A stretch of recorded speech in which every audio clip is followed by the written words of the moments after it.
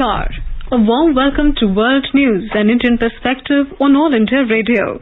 This is Saira Mujtaba and with me is Nishit Kumar, bringing glimpses of the major developments of the day from across the globe.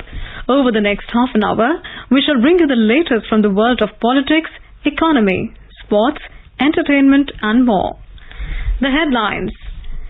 External Affairs Minister Dr. S. Jaishankar reiterates India's position on Ukraine conflict, says India emphasizes on urgent cessation of fighting and return to diplomacy and dialogue.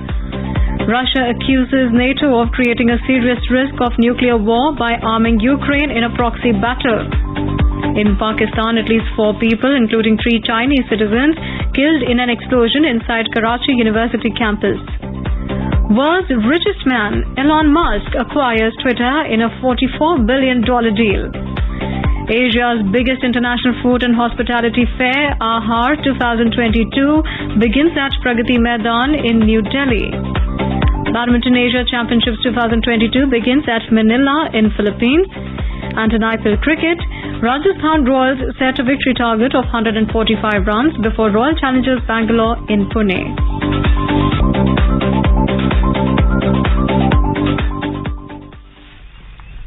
And now the news in detail. External Affairs Minister Dr. S. Jaishankar has said that India has a very clear position on the Ukraine conflict, and which emphasizes on urgent cessation of fighting and return to diplomacy and dialogue. Speaking at the Raisina Dialogue Town Hall on Tuesday, Dr. Jaishankar said Ukraine conflict is an issue of concern for everyone. Replying to a query from the audience, the minister said Asia faces its own sets of challenges which often impact the rules-based order. He pointed out that the entire civil society in Afghanistan was thrown under the bus by the world less than a year ago. He stressed that it is all about finding the right balance of beliefs and interests. I think Jay Panda before referred to Atmanirbhar Bharat, a more self-reliant India. Self-reliant not just in capabilities but self-reliant in mindset and self-reliant in terms of shouldering greater responsibilities. But again, you need a narrative that would accompany that, a narrative in a sense of a new India. So therefore, to me, getting the world right, issue number 1. Developing the operational strategy to deal with that world, issue number 2. And then developing the capabilities and the narratives to deal with that, that would be my 3 big ones. Dr. Jaishankar added that priorities are different for different countries and there are equally pressing issues in other parts of the world. He said Afghanistan, Ukraine, big power rivalry and COVID have global consequences and consequences for the layman. Minister of State for External Affairs V. Muralidharan on Tuesday said that India's vision will continue to be shaped by its developmental priorities at home as it moves towards assuming greater regional and global responsibilities. He said this while addressing the Raisina Dialogue on India at 75 New Approaches for Foreign Policy. Mr. Muralidharan said that while most nations are increasingly turning inwards, India's guiding principle of Vasudhaiva Kutumbakam has only strengthened its innate globalism. He said that India's diaspora's interests, welfare and social capital are factored in while framing foreign policy. In today's Hotspot section, we bring you a discussion on India-EU relation gathering strength. In conversation are Professor Gulshan Sachdeva and Manas Pratim Bhuya, journalist. Professor Sachdeva, we have seen a significant upswing in India's ties with 27-nation European Union in the last few years, particularly in areas of climate change, health, technology, connectivity and trade. So, European Commission President Ursula von der Leyen visited India on Sunday and Monday, and she held extensive talks with Prime Minister Narendra Modi to take forward the ties between the two sides. In the talks, both sides decided to set up a new mechanism called India-EU Trade and Technology Council, which will be a high-level strategic mechanism to tackle key areas of trade, economic and technological challenges, as well as will attempt to boost cooperation in these areas. So how do you see the overall visit of the European Commission President to India and the outcome from the visit? Well, you are absolutely right.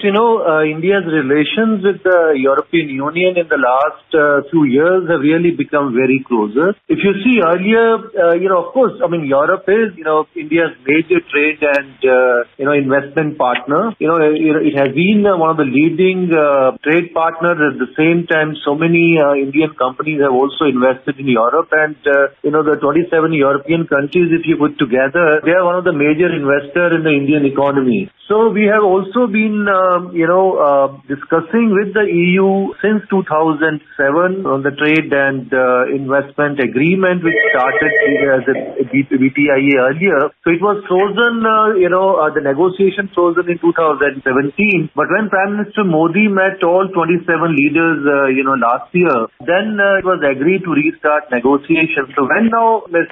Ursula von der Leyen, who is the President of the European Commission, when she visited here, obviously this was a major important event in case of India-EU relations. Now, as you mentioned, she has also, both India and the European Union has agreed to start a new Trade and Technology Council. Now, this kind of council European Union has so far only with the United States, which they started last year, which has, large number of working groups with the US, which they talked about, secure supply chains, technology standards, investment screening, export controls, data governance, etc. We still have, not full details of what the India-EU Trade and Technology Council would consist, but I'm sure this will add many of these issues only. And the second most important thing is that very soon we are also going to start trade agreement negotiations separately, and also the investment agreement, and also the third agreement which we are going to start negotiations on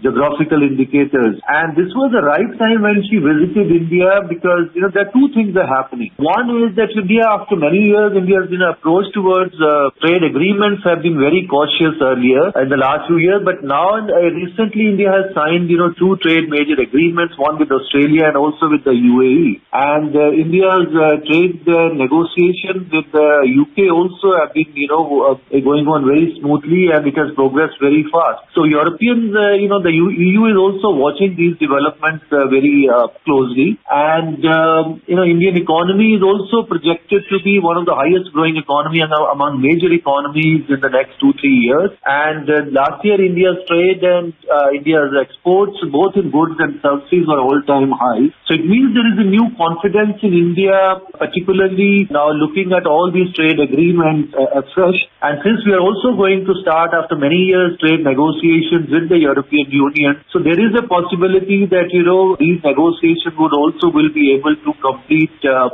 relatively in a shorter period of time. Since it's a comprehensive agreement with 27 countries, obviously this is not a very simple matter, it's a complex matter, but still there is a possibility that we can do it quickly. In the meanwhile, this new Trade and Technology Council will also help perhaps many of the issues till the time we have a trade agreement and investment agreement. But what we also must remember, at this point of time when she visited here, Europe is fully occupied with its war in Ukraine, and Ursula von der Leyen, as a head of the European Commission, she's leading the European side, and under her leadership, the European Commission is finally becoming a kind of a geopolitical player now. And apart from, you can see comprehensive economic sanctions against Russia, the Commission has also started providing military assistance to Ukraine, and since EU is also very much dependent on Russian imports of energy, so they have also announced very large-scale energy diversification action plan. And so it means that under her, since the European Commission is also very geopolitical and very much active in the Ukraine war, so obviously she also wanted to kind of discuss those issues in India. And as you know, India's perceptions about Ukraine war is relatively different than what the European perceptions are, and India has taken a very neutral position on this because we also have our own very important relationship with Russia, and particularly Indian. We also depend quite highly on Russian arms. So India, in that sense, is also a very close partner of Russia, and they have now serious tensions with Russia. So maybe to some extent, India could also play a more proactive role there, because we also are closer partner of the EU. At the same time, we also have very close relationship with Russia. So all these issues were there in the background. One, what is happening at the Ukraine war. At the same same time, Indian economy is doing very well now, and then we are also going to start trade negotiation with the EU soon. So it means overall our relations have become closer, and it's not earlier we were mainly looking at the European Union purely in trade and economic bloc. But as I said, now they have become more geopolitical. Recently, they also came out with its own Indo-Pacific strategy. EU has its own separate strategy, and some of its member states like Germany, France, and Netherlands, they have also come out with its own Indo-Pacific strategy. So it means our relations, not just only economics, but strategically also India's relations with the EU as a together, at the same time also with the member states have become very closer. Professor Sajideva, you have rightly pointed out EU's vision for the ties between India and EU, as well as the geopolitical turmoil that we have witnessed in Ukraine and its implications for Europe as well as for the Indo-Pacific. So, in an address at the Raisina Dialogue, the President of the European Commission also said that Europe will make sure that Russia's unprovoked and unjustified aggression against Ukraine will be a strategic failure. At the same time, she also said that there will be implications for Indo-Pacific region of what is happening in Ukraine. So India has a huge stake in peace and stability of the Indo-Pacific region. We have been working very closely with our partners, including the US, Australia, Japan, under the framework of Quadrilateral Coalition or Quad. So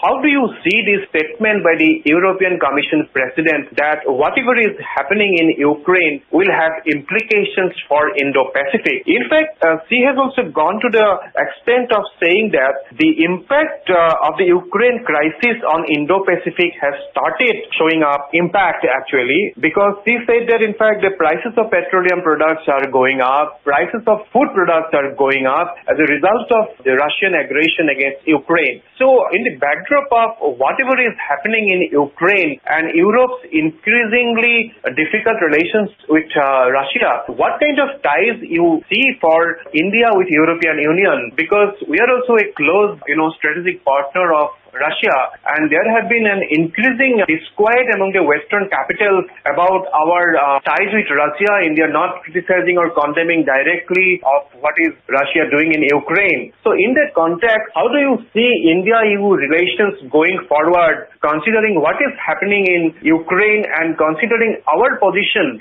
on the Ukraine crisis? Well, as I mentioned, our perceptions about Ukraine war are different in Europe. But of course, at most of the meetings of the Indo-Pacific, our leaders and our policy makers have, most of the time, they have basically articulated on the, principles of rule-based international orders, sovereignty and national territorials of member states of the UN. And so it means, similarly now, what basically European Union is saying, and their leaders believe that both Europe and the Indo-Pacific will have to adhere to the same principles of rule-based international order. Because what they feel is that, the national sovereignty and territorial integrity of one of, its important member European country, Ukraine, has been violated by Russia. So they would basically, in the initially period, because our relations with the Europe and also with the United States have become very closer in the last many years. So they expected that maybe we would basically align with the Western countries. Now, in the beginning, they were a bit disappointed that India has taken,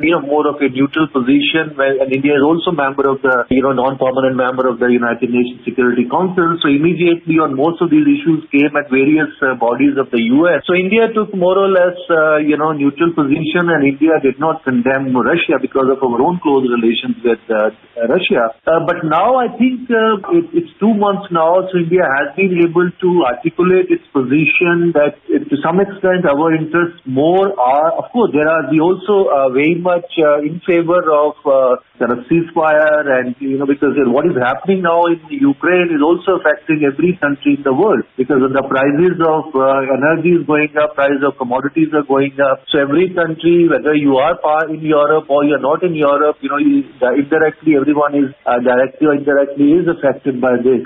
Of course, we have a different position, and perhaps these are the issues which would have been discussed, with our leaders when she was here, and at both her public appearances, whether at the Raisina dialogue or earlier at the Terry Gram, she did raise the issue of Ukraine because, she, as I said, she has been kind of leading EU's war or EU's response to the Ukraine war. And so they have their own perception, they have their own issues with Russia. But, India perhaps, as I said, maybe since we have closer relations with both the countries, maybe India can play a more proactive role and try to resolve this issue. But of course, that will depend on, because, how Russia would like India to play this role. And I don't think Russia will have any serious problem in this. But of course, things are very difficult at the moment in Ukraine. And to some extent, this is affecting our relation with the Western countries. But I think now India has been, very firmly able to kind of convince them that, we are not for war. We are not, in a sense, defending Russia. But at the same time, we also feel that Russia also has certain legitimate security concerns in its own space. So maybe the best thing is that instead of war, countries should go back to, the talks and diplomatic solution of what is happening in Ukraine. But yes, this is one issue which is, of course, kind of, having certain influence on our relations with the Western countries. But that has been now, these are the discussion which has been going on with the US and also with the European countries in the last many weeks now. Professor Sarjiva, thank you so very much for your perspective about India-EU relations and the visit of European Commission President Leyen to India. Thank you so very much. Thank you, it's a pleasure. India has called for the historic status quo at the holy places of Jerusalem to be upheld. Speaking in the United Nations Security Council UNSC Open Debate on West Asia, India's Deputy Permanent Representative to the United Nations, R. Ravindra, expressed grave concern over recent acts of terror and incidents of violence in the West Bank. The statement comes amid rising tensions over clashes between Israeli police and Palestinian worshippers at the Al-Aqsa Mosque compound in East Jerusalem. Mr. Ravindra strongly condemns such acts which have resulted in an escalation in violence. Extending India's full support to the steps leading to cessation of violence, Mr. Ravindra said that ongoing incidents underscore the need for resumption of talks between Israel and Palestine. He added that there is no alternative to a negotiated two-state solution. This is All India Radio giving you the news. For quick news updates around the clock, follow us on Twitter at AIR News Alerts. Russia has accused NATO of creating a serious risk of nuclear war by arming Ukraine in a proxy battle. The allegation came as Washington and its allies met on Tuesday to pledge the heavy weapons Kiev needs to achieve victory. Welcoming officials from more than 40 countries to Ramstein Air Base in Germany, headquarters of US Air Power in Europe, Defense Secretary Lloyd Austin said nations from around the world stand united in their resolve to support Ukraine in its fight against Russia's aggression. Meanwhile, in an interview on state television, Russian Foreign Minister Sergei Lavrov said that NATO in essence is engaged in a war with Russia through a proxy and is arming that proxy. UN Secretary General Antonio Guterres visited Moscow on a peace mission. During his meeting with Mr. Lavrov, the UN Secretary General said they are extremely interested in finding ways in order to create the conditions for effective dialogue, a ceasefire, and a peaceful solution. 3 NATO warships arrived in the southwestern Finnish port of Turku on Monday to train with Finland's navy as Helsinki considers the possibility of joining the US-led alliance amid increased tensions with Russia over Ukraine. The Finnish Defense Forces said in a statement that Latvian mine layer LVNS Versatis and mine hunters Estonian ENS Sakal and Dutch HNLMS Schiedam will train with 2 mine hunters from Finland's coastal fleet. The statement further said that the 2-day exercise, set to commence on the 28th of April, will prepare the Finnish ships to take part in NATO response forces in 2022 and focus on mine countermeasures and working in a multinational framework. Finnish Prime Minister Sanna Marin earlier said that her country would take a decision in the next few weeks about whether to apply to join NATO, prompting an angry response from Russia. Finland and neighbouring Sweden are close partners with NATO but have shied away from joining the 30-member alliance founded in 1949 to counter the Soviet Union during the Cold War. All tariffs on goods coming to Britain from Ukraine under an existing free trade deal will be axed to help the Ukrainian economy, the British government announced on Monday. London said tariffs would be reduced to zero and all quotas removed following a direct request from Ukraine's President Volodymyr Zelensky, saying the move would provide a boost for Ukrainian businesses involved in key exports such as barley, honey, tinned tomatoes and poultry. British International Trade Secretary Anne-Marie Trevelyan said that they will work to ensure Ukraine survives and thrives as a free and sovereign nation. Britain said currently the average tariff on Ukrainian imports was about 22%. In Pakistan, at least 4 people, including 3 Chinese citizens, were killed and several others injured in an explosion inside the University of Karachi campus on Tuesday. The incident occurred near Confucius Institute, a China-funded teaching center. According to the reports, the blast took place in a van near the Confucius Institute. Police sources said that there were 7 to 8 people in the van. Karachi Police Chief Ghulam Nabi Memon said that initial investigation indicated it was a terror attack. Twitter has announced to sell the social media company to world's richest man, Elon Musk, in a $44 billion deal. A report. The company said its board has accepted an offer from the billionaire to buy Twitter. Chair of Twitter's board, Brett Taylor, said that the Twitter board conducted a thoughtful and comprehensive process to assess Mr. Musk's proposal with a deliberate focus on value, certainty and financing. He added that the proposed transaction will deliver a substantial cash premium and we believe it is the best path forward for Twitter's stockholders, he added. Under the terms of the deal, shareholders will receive $54.2 in cash for each share of Twitter stock they own, matching Mr. Musk's original offer and marking a 38% premium over the stock price the day before he revealed his stake in the company.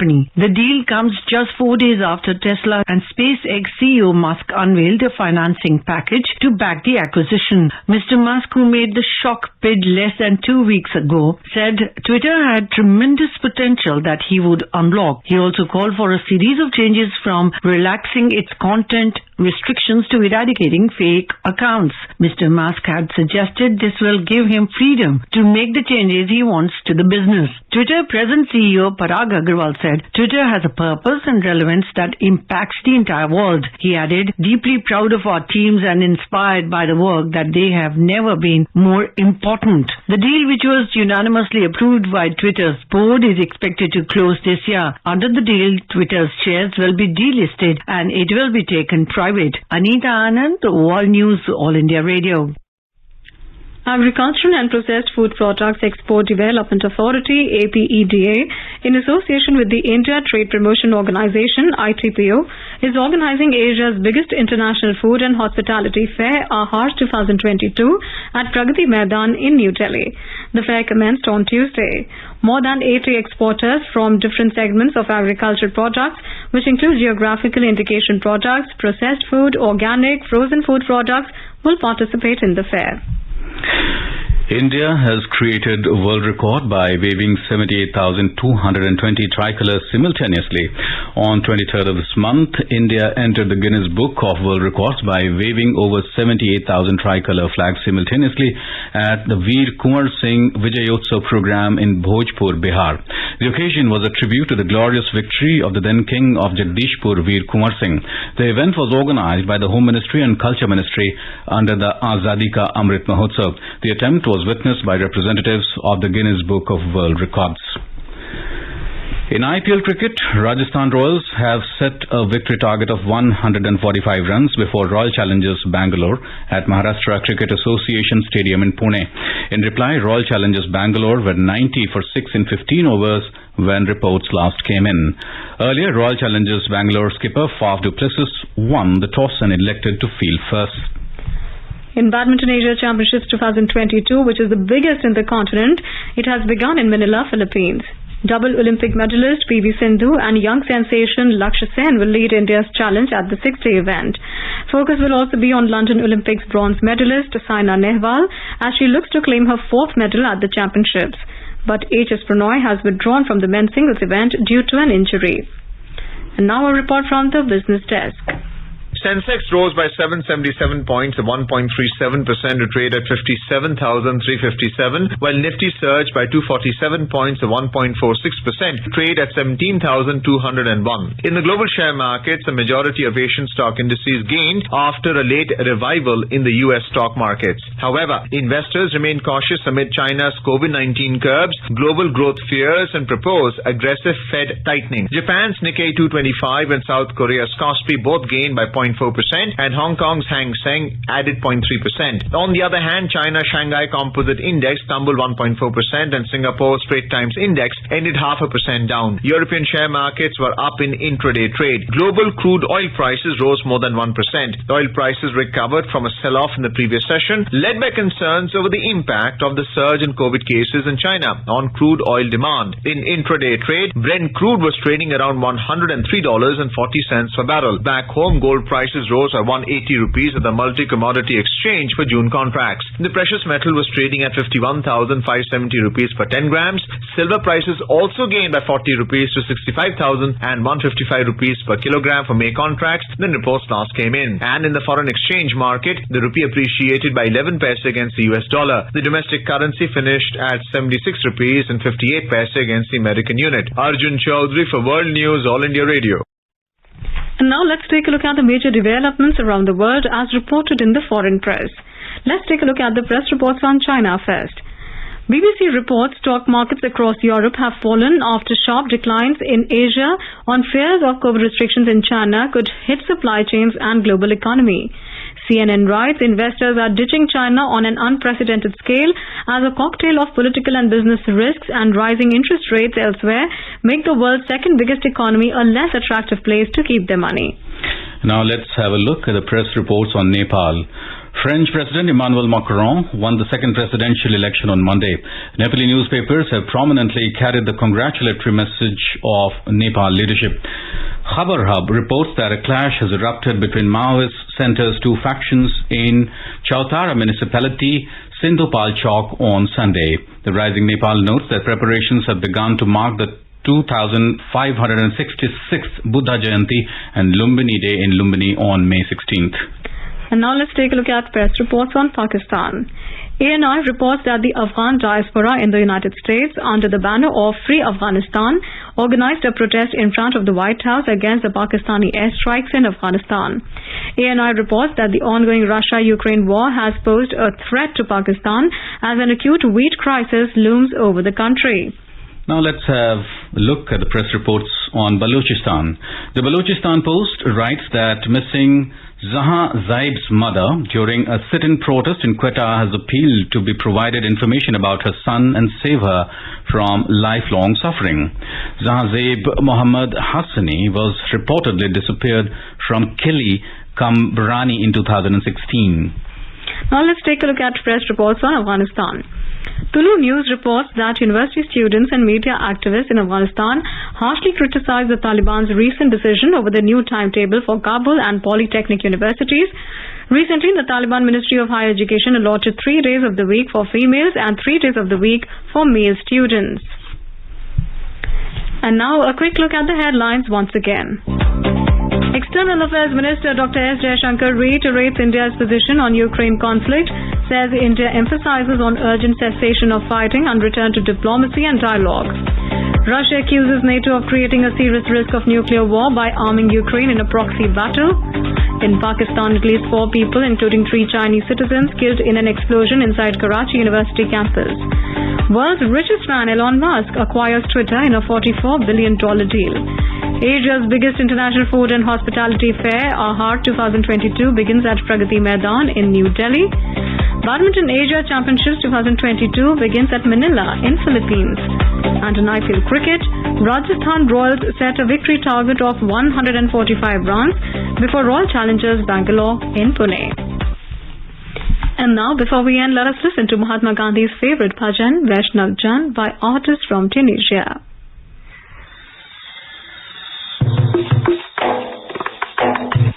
वैष्णव जना तो तेने guys पीर बराई जाने रे पार दुख उपकार करे तुए मने अभिमानी नाने रे सकल लोकमान सौने बंदे निंदाने करे के रे बचकाचमन And with that, we end this bulletin. We'll be back at the same time tomorrow with the next edition of World News.